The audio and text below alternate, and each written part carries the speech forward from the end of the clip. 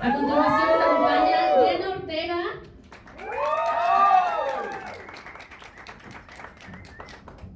Por supuesto, la maravillosa Mónica Bellucci. También Justin Theroux. Y el productor Tommy Harper. Un fuerte aplauso para que empecemos con esta conferencia de prensa. Welcome guys, you can have a seat. Welcome guys, you can have a seat. We're so excited to have you here. I mean, you can see here we have a girl dressed up as Lydia. We are huge fans of Beetlejuice in Mexico City. So first of all, welcome to our city, a city that loves also like death. We have a culture of that. We know.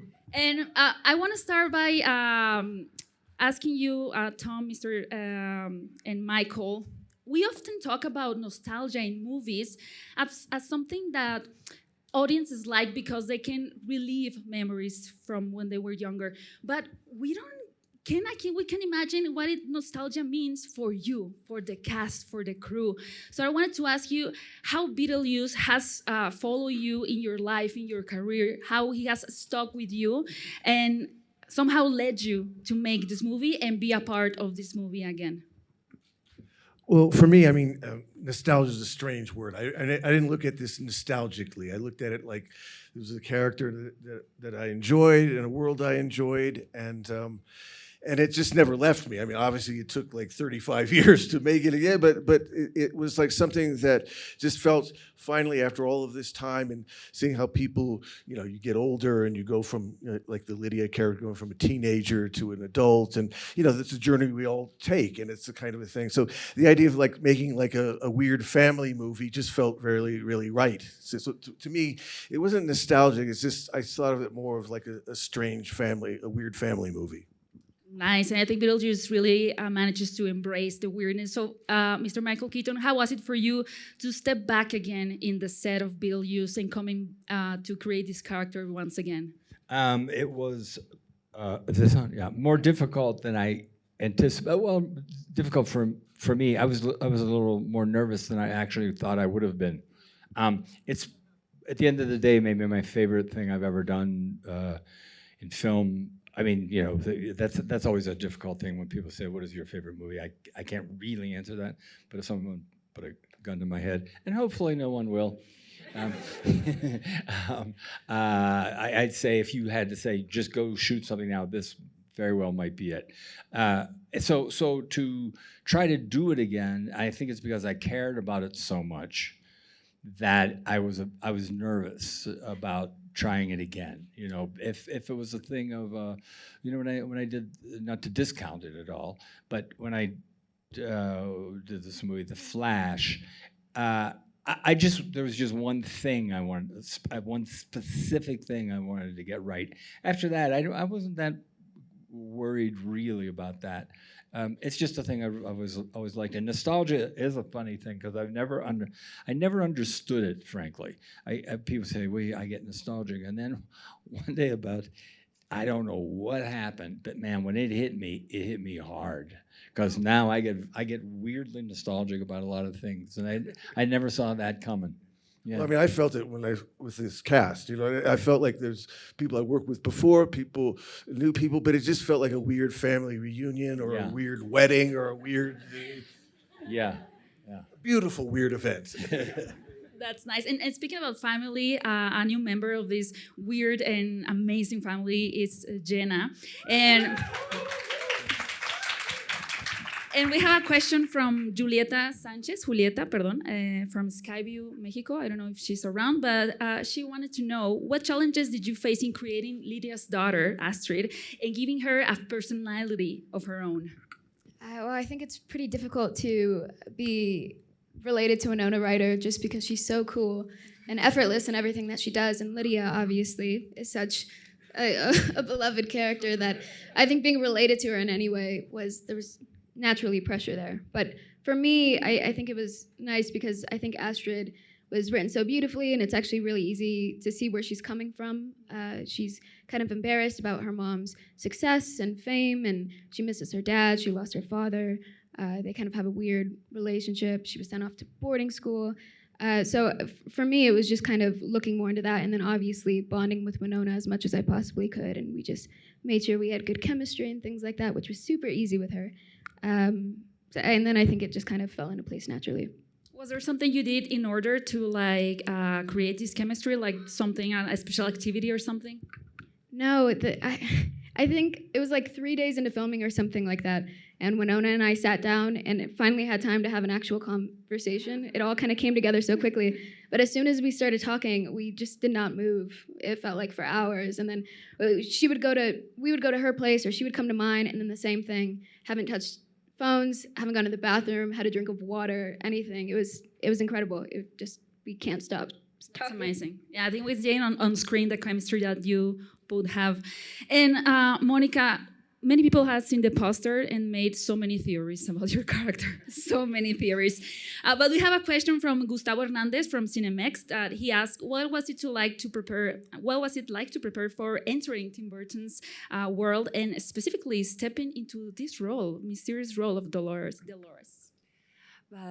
Dolores is a soul-sucking demon.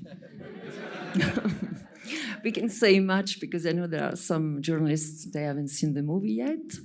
All I can say is that Tim told me, I have a key role in this movie for which I thought about you. And of course, I was very happy to accept it, to play it. We should ask why he thought about me, actually. I think this role was soul-sucking. Soul-sucking. And typecast. All I can say is that I'm really honored to be part of this amazing cast, really, and enter into Tim's world. So beautiful, poetic, and magical. So I'm part of the new characters, like you. Thank you. Anyway, we're so happy to be here. Thank you. And I love how you mentioned it, Monica, like entering Tim world, because I believe it's like a whole fantasy to be a part of Tim Burton's movie, to enter his mind. And Justin, you are also becoming part of this character in the movie. And I think that Tim's character are anything but ordinary. And although your character is a little bit aside from the Deeds family and he can kind of judge what they're doing, he also has some traits of his own. So how was it for you to create this character that it feels like normal but weird at the same time? He's maybe the most normal of them. I mean, kind of, maybe aside from, Astrid. But it was great. It's one of my favorite things to play, sort of comedically, which is shallow and stupid, and sort of not very bright. And add to that, there was sort of this emotional component to him, which I really just found hilarious. And then touching on the nostalgia part, being a new member of the cast and being able to, and being a huge fan of the movie originally, to be able to walk onto it, I was, overwhelmed by those sets and just sort of the imagination that had gone into them and all the characters. And frankly, the script was incredible. So it's a fabulous experience. But I mean, all these people really, I had to just jump in because the script was good, but everybody really added to it. That was the beautiful thing for me, was like in the spirit of the first one, there was a lot of improv, there was a lot of people really on a daily basis coming up with things on the set. So for me, the energy was fantastic, and that, again, made it creative and fun, and I guess you might say nostalgic. I don't know. And something interesting is that this movie is going to be seen by a new generation. I mean, I think we have different generations here who grew up with the first Beetlejuice movie. So this is a question for you, Tommy. How did you work in the production area to ensure that the movie was going to keep that quirky look, but also appeal to new generations? Well, we follow Tim's lead. So, we kind of, it's about allowing space to create and giving the original fans a little bit taste of what they remember from the first film, but also making it new and original for the incoming fans that haven't seen the original film. So I think it's just about hitting the right buttons and letting people kind of get back into the world of Beetlejuice, and then throw a little sprinkle of some new items in. But it's really following Tim's lead throughout. Amazing. And I mean, it's been more than 30 years, but Michael, we have a question from El Sol, from Belén Eligio. He wants to know, how has your relationship with the character Beetlejuice evolved through the years? Wow, I was not ready for that. I love this. I love this question because it makes me worry about myself. Yeah. Well, the great thing about him, the being, is he kind of does evolve and he kind of doesn't. You know, he's kind of the best and worst of everything. So, you know, just to reiterate something, and then I promise I'll get to that. You know, I would put in that up there, but not. It's a little bit of a dissimilar thing. When I did Birdman in Ratu, so it was, that experience wasn't. You couldn't compare. You just can't compare it to other experiences. You know. So without sounding too arty, it's true art because you don't have a choice but to be part of it. You know what I mean?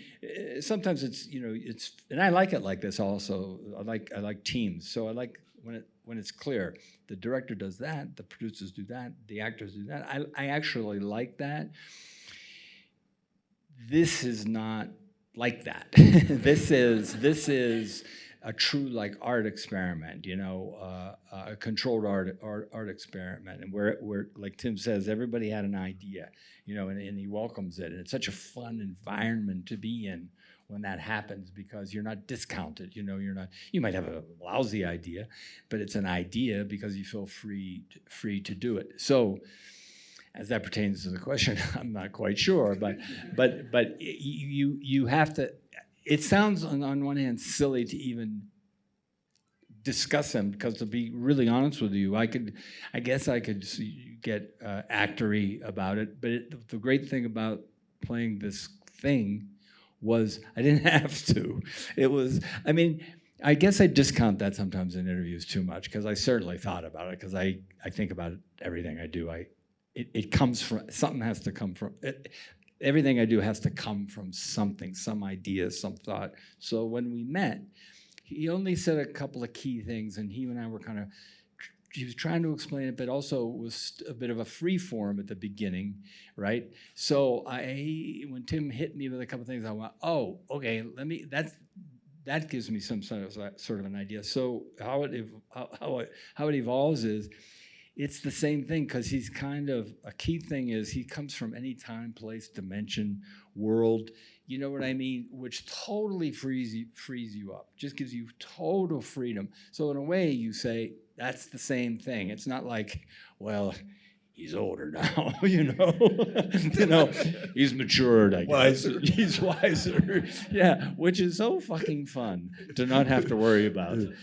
You know? But Michael, I would say, to what you're saying, for me, it's a character, why you can't describe it, because it kind of comes from the subconscious. Yes. It's kind of like, you don't sit there, it's like discussing a dream. I mean, we discuss dreams, we discuss dreams all the time, but to actually discuss a character in a, like, what's his motivation? Yeah. Kind of stuff, forget about it. Right. That's true. Like I always joke, I say the most fun thing was I never once would ask the question, make the statement, well, my character wouldn't do that.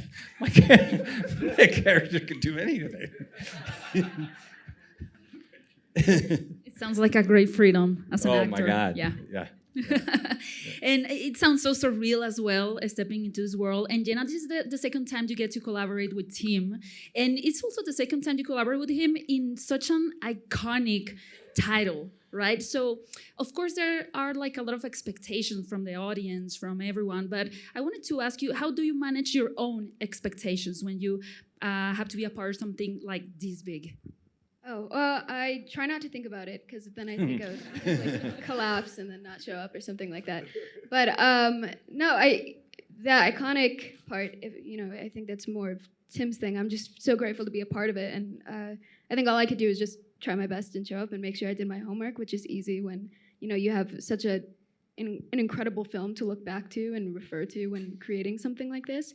I mean, if anything, it's really exciting to see how excited other people get about it, or how engaged people are, and how such a strange movie has touched so many people. So I think for me, more so the worry is making sure that we're doing it right, that we're as silly as possible, as campy as possible, which is really, really easy to do when you show up to work and there's a guy with his head sitting on the couch next to him, or you're trying to do your coverage and the camera's in your face, but you're having to lean more to the left because the ground is built like this. I think it was quite easy actually to play and be a part of the world once you were there. But she fit like a glove. Like it's not as I don't mean to speak for you, but I would guess it's not as easy to do.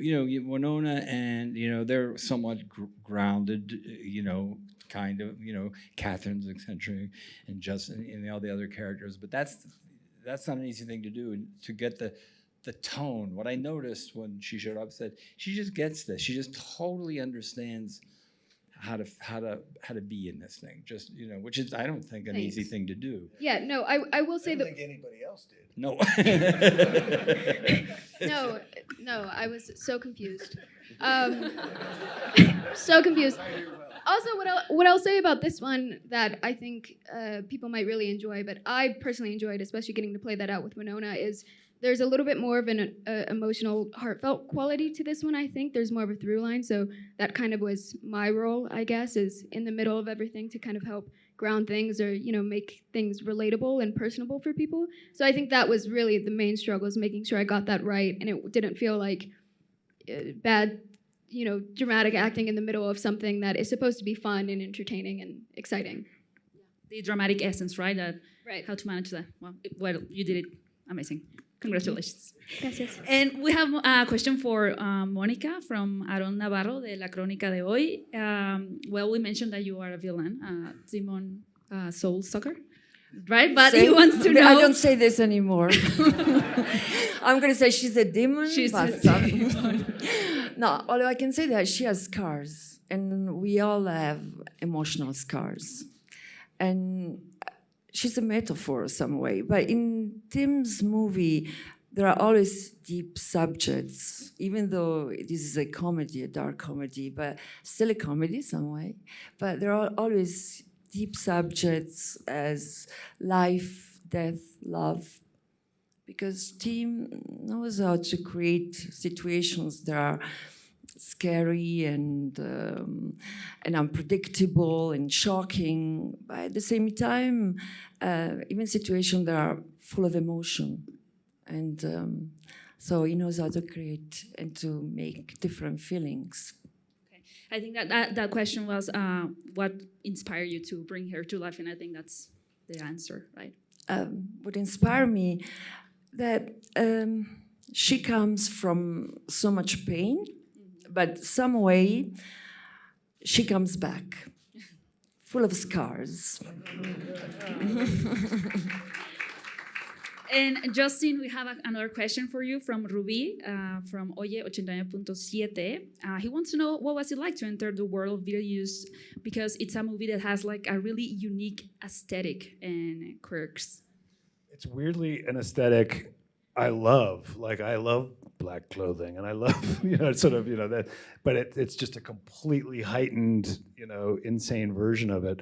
So, as I said before, to sort of step into it after having observed it or seen it reflected in pop culture for so long, and obviously being a huge fan of Tim's work writ large, it was just kind of incredible, and everyone sort of has their own little movie happening within this movie. Everyone has their own very, very, very specific point of view, and again, that's large credit due to the script, Tim's vision. So it's just kind of fun. It was, and it is so fully realized. And there's been much said about the practicality of the sets and the effects and all the rest of it. So you're really getting to do the things. When Michael's opening up his sweater and his guts are spilling out, you can literally feel the gel hitting your body, and and all the rest of it. So it's not something where they're like, hey, when we show this, it's gonna look like this. It really was looking like this. I was like obsessed, Yeah, it's Peculiar one. it was just fun. I love it. And you have mentioned so many details, and it's a question again for our team from Pamela Cortez de La Cinemafia. Since you are a filmmaker who has a deep love for Mexico, a country which actually has a profound connection to death, how has this inspired you, your work on the film and throughout your career? Yes. Well, I think this film in particular is, it kind of is, we were talking about this last night at dinner. It's a perfect setup for being here, like, for starting the tour here, because all the great visuals that kind of you can lean into Mexico and lean into the vibe of it all. And as Justin was saying, every day showing up on the film and just walking in and seeing the great sets and costumes and the actors is a gift. And so we just want to give it to the world, and we love being here. And I think kind of having the vibe of the entire film and letting it and showing 20 plus minutes of it here and getting everybody's excitement around it is very special to us. Okay. And Michael, as I mentioned in the introduction of this press conference, we only get to see 17 minutes of your character, and that was more than enough to make him an icon. I mean, not more than enough, like I cannot stand this guy, just more than enough to make him an icon. It was the best 17 minutes, I guess. They were the best. But See what I mean about him? I wanted to ask you, was there something you were eager to explore in the first film that you were able to do in the second one? I had such, I keep saying this, like he didn't have any parameters. Tim knew exactly what he wanted always. It's very clear, actually. So I keep saying I had the freedom to do anything. Well, you're within the boundaries of this world. Do you know what I mean? So no, it was really more. In fact, I'll tell you the truth. In this one, I'm pretty sure if I really went back and looked at it, yeah, there's a ton of improvisation and a ton of I just create things, and Tim either says yes or no. Mostly yes, because it'll spur an idea in his head, or Catherine will come up with something, and so there was all that, creation on the spot. But the script was actually quite good going in. In this case, and I'm not saying it out of false humility, because I don't frankly have any false humility. No, no, I'm not saying that. It's really spread out in the story and the cast more so, without giving too much away. I mean, yeah, he is what he is. He is what he is. He's that anarchic force. But there's more. There's I don't want to say more to go around, but everything has a little bit more.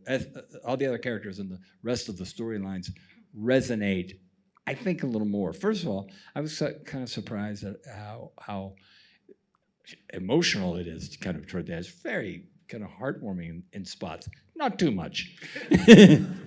Not too much. Don't get too excited. But no, just kind of show up and do the function like you're supposed to function. But really, it was wasn't. I don't want to say I didn't have to carry the weight, but I didn't have to carry the weight in the first one. It's spread out a lot more in terms of folks stepping up and doing what they do. All right. And Jenna, there's a line that Astrid has that is, I think it's fascinating. She says something like, the afterlife is so random.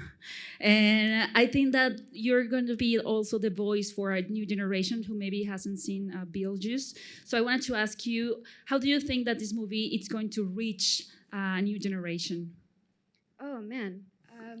That's such a good question. Well, I'm trying to think. Well, I think there's something... I think a lot of people are fascinated by death and what happens, after. And we live kind of in a strange time right now. So I think that for young people who aren't familiar with the original film and maybe aren't used to seeing something so kind of creative and heightened and funny, but still talking about serious issues like that, I think it's really sweet and a really good balance of, it's a good way to laugh at it and the fact that it's going to happen to everyone. So I think, I don't know that I would say I'm the voice of the next generation or anything, but I feel I feel really, really grateful to be a part of this because I feel like this is what young people need nowadays. And, you know, we want to keep movie theaters alive and we want people to watch. And I think with something like this, it's something that's for everyone. You could watch it with your parents. You could watch it with your friends. You could watch it multiple times. There are so many random things. Yeah. There are dogs. Yeah, you can watch it with your dogs. Yeah, you could watch it with your dogs. Tim can watch it with our dogs. You know, I just happened to notice some things fell off of Beetlejuice's face. Exactly. Spitting image. No. But it's true. It's for everyone, for everything. Like, you could watch it a million times and still not pick up on all the little, you know, details in the film. So I think there's something about that where it's that you could just go back and it never gets old, which I think is really exciting for young people to see. It is.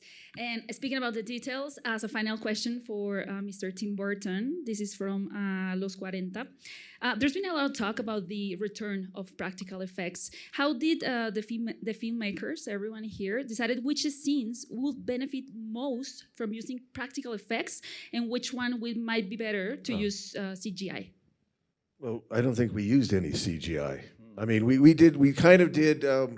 Look, we went through the thing of like doing everything practical, and even when we didn't do it, like it wasn't really CG. We just do old-fashioned kind of matting, you know. So we really didn't do anything that we didn't do on the first one. We didn't the I can't recall any CG at all. So.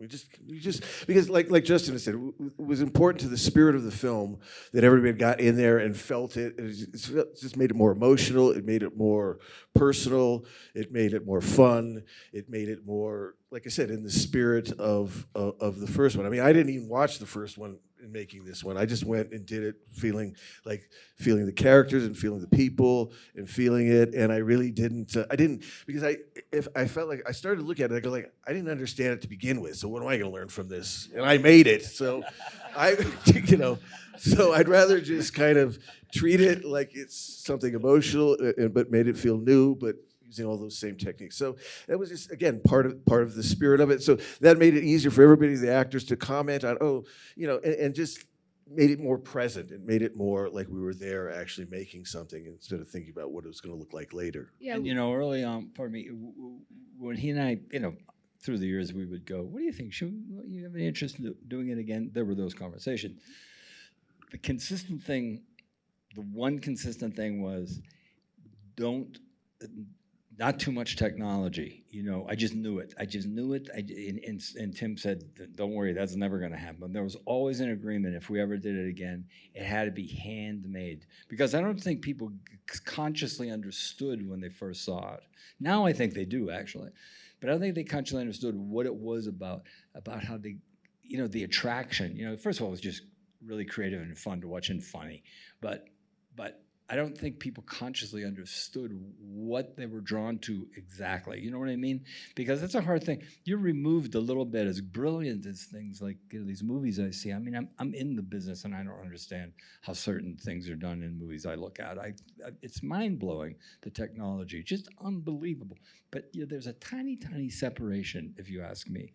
There's a subconscious, tiny little bit distance. I think we don't even know it now, but I believe so deep there is. In this, you can't put your finger on it, but and so for us to be in the environment, I can't tell you how much fun it is out of the corner of your eye. See somebody like with fishing line pulling something, like a cat's tail. Yeah, like a cat's tail. It's just the most fun, It's like being a kid, Well, I think everyone in this room, or at least I hope, are going to enjoy this amazing movie, Beetlejuice, that it's basically a celebration of the eccentric, the weird, the beauty of life as well. Like all of you. Like all of you. And also a reminder that even in the afterlife, we can have some laughter, mischief, and a little bit of darkness. So in the mood of Beetlejuice, and to get this day started, and you're busy to Mexico, well, let's say it's showtime. Thank you so much. Thank you so much for being here.